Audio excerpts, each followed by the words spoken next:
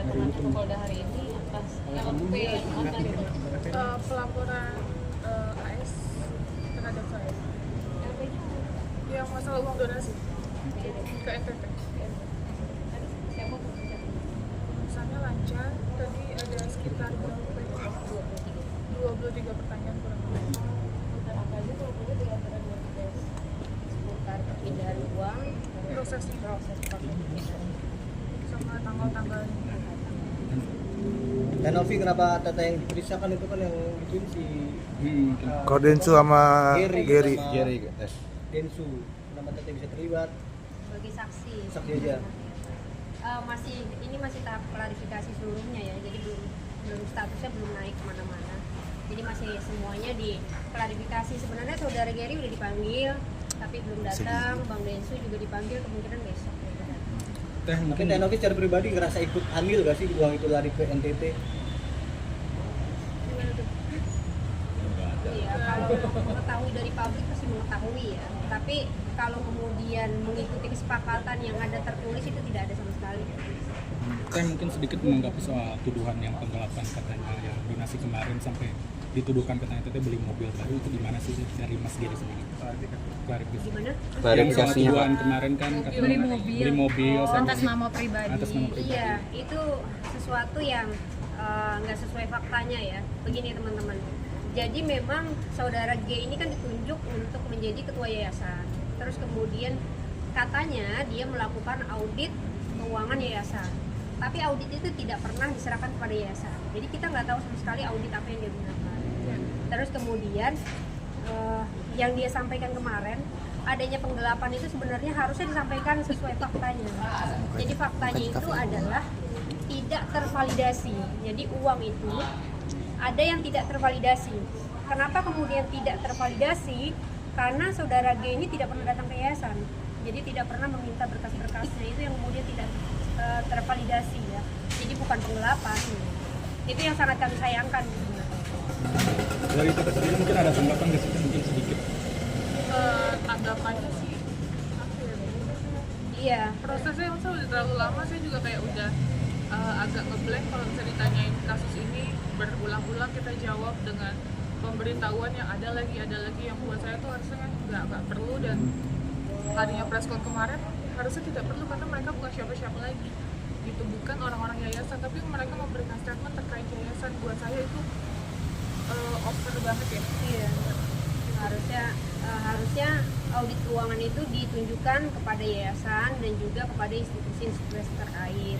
Nah itu kemudian tidak ditunjukkan tapi di presscon-kan di media, di halayak ramai, dan menyampaikannya sepotong-sepotong gitu. Harusnya dia sampaikan saja bahwa data itu tidak tervalidasi.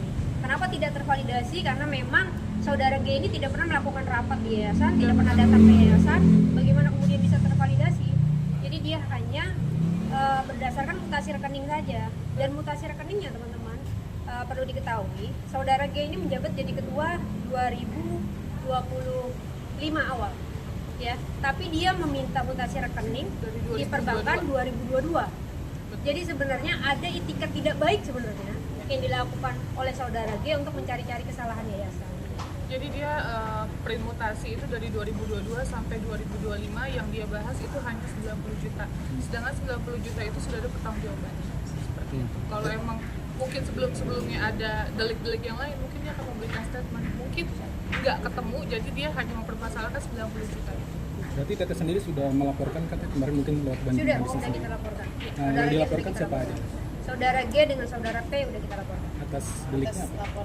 Atas 374. 374 penggelapan dalam jabatan.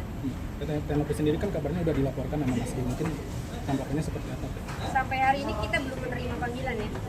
Jadi kalau memang mereka melaporkan, maka kami sangat senang sejujurnya, sehingga ini halayak ramai kemudian mendapatkan jawaban gitu yang seutuh-utuhnya siapa yang kemudian melakukan kesalahan di dalam yayasan ini. Dan apalagi statement-statement yang menyatakan bahwa ada pemalsuan di yayasan ya, terus ada penggunaan menggunakan salah satu tanda tangan inisial A itu ya, itu sangat kami sayangkan.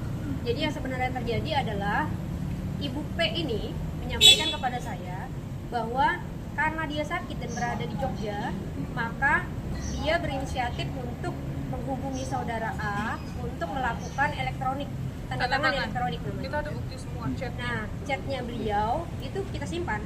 Jadi kalau misalkan ada pelaporan terhadap pemalsuan itu, kami siap kok menghadapi itu. Nah, nanti untuk saudara AG itu juga nanti akan kita laporkan karena pencemaran nama baik ya.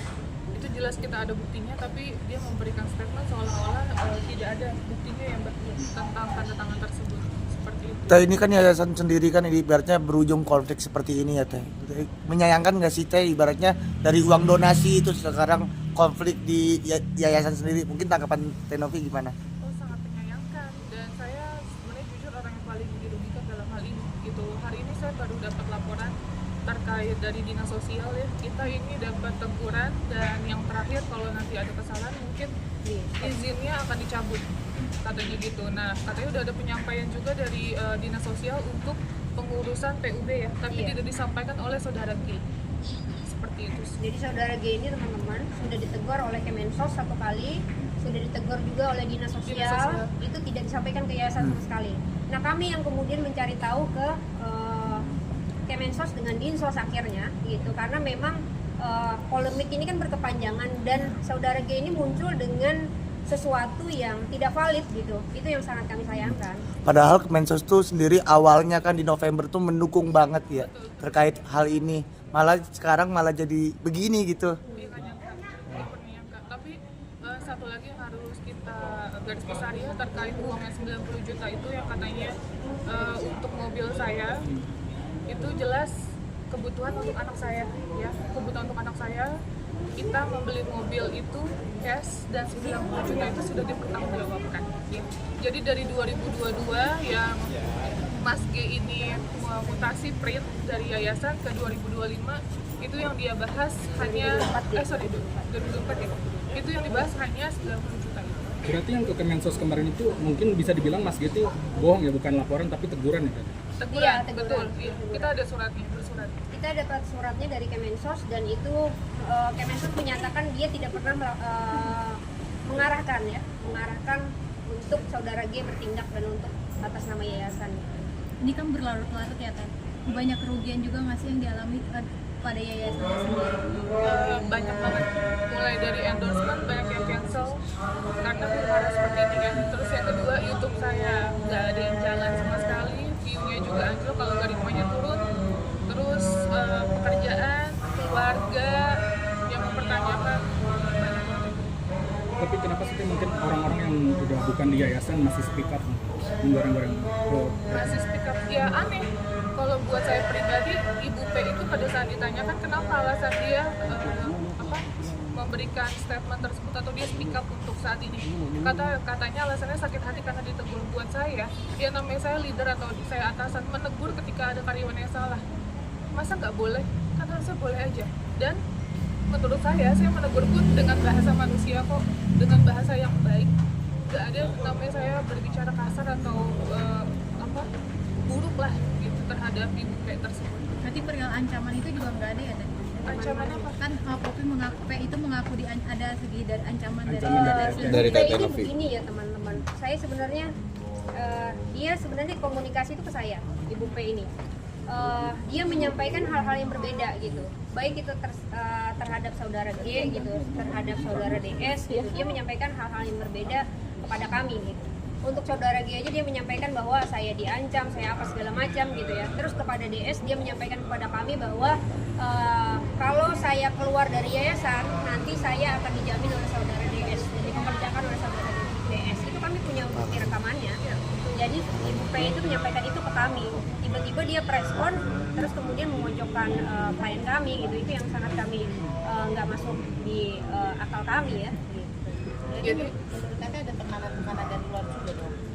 saya nggak tahu kalau tekanan dari luar, tapi yang jelas Ibu P itu sudah tidak aktif ya, jadi dia jatuh di Jogja, terus tulang ekornya dia patah, dan bulan September itu saya ingat banget dia sudah tidak aktif bekerja di Jakarta. Biasanya kan kalau kerja sama saya dia emang stay di Jogja tapi sering bolak-balik ke Jakarta seminggu atau 15 hari. Itu sudah tidak aktif dari bulan September sampai bulan Januari ya, sampai bulan Januari. Dan saya masih menggaji dia secara full. Jadi pada saat dia memberikan statement, saya makanya kaget banget dan shock, gemeter. Kok bisa orang terdekat saya yang notabene saya kenal beliau 2012 memberikan statement dan menjatuhkan saya di media. Seperti itu sih. Dan saudara AG itu adalah teman satu angkatan saya di airlines. Dia waktu itu di PHK, dia di force juga, dan dia meminta pekerjaan sama saya. Meminta pekerjaan, dan waktu itu saya hanya ada lowongan sebagai driver. Dan dia berkenan saya gaji. Jadi makanya dengan statement dia yang kayak gitu saya nggak tahu, kaget juga.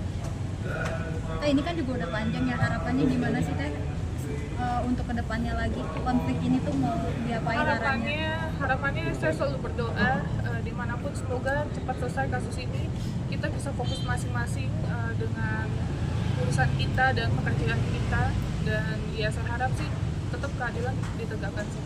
Mau damai ya, duduk bareng atau tetap melalui proses hukum aja? Damainya dengan siapa ya? Sebenarnya kan pihak kami tidak ada berkonflik dengan siapapun gitu ya. Jadi kita mau bilang damai dengan siapa gitu? Mau baik dengan pihak Bang DS, dengan Bang Pablo, dengan Gary, dengan siapapun nggak ada masalah gitu. Jadi kalau kemudian dibilang kami berkonflik, kami sama sekali nggak berkonflik gitu. Nggak ada masalah apa-apa.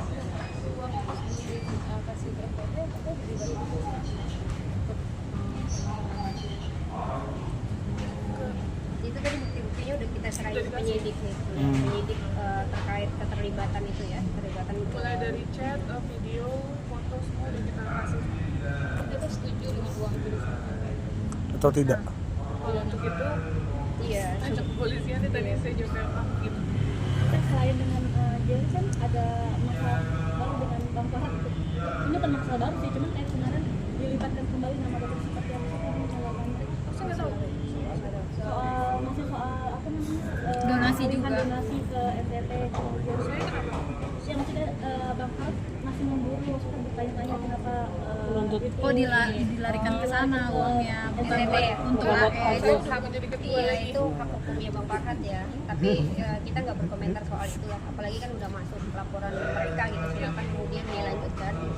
Kami siap menghadapi hukum. Jadi sebagai warga negara yang taat hukum, kami siap menghadapi. Ketika dipanggil dengan layak, kami akan datang sebagai warga negara yang baik. ini sampai sih itu kemarin udah didamaikan gitu kan. Tapi sekarang lanjut lagi konfliknya berikutnya. Dibilang capek pasti capek banget. Tapi ya kita namanya dipanggil pasti kita datang gitu. Ikutin prosesnya dulu sih. Mental sampai kena nggak sih Teh? Kok kenal banget dong. Makanya kemarin ke LPSK itu saya mencurahkan semuanya. Ya saya cerita, saya nggak bisa tidur, saya jadi insomnia, terus pikiran saya kosong, kayak gitu sih. Sudah? Oke, makasih.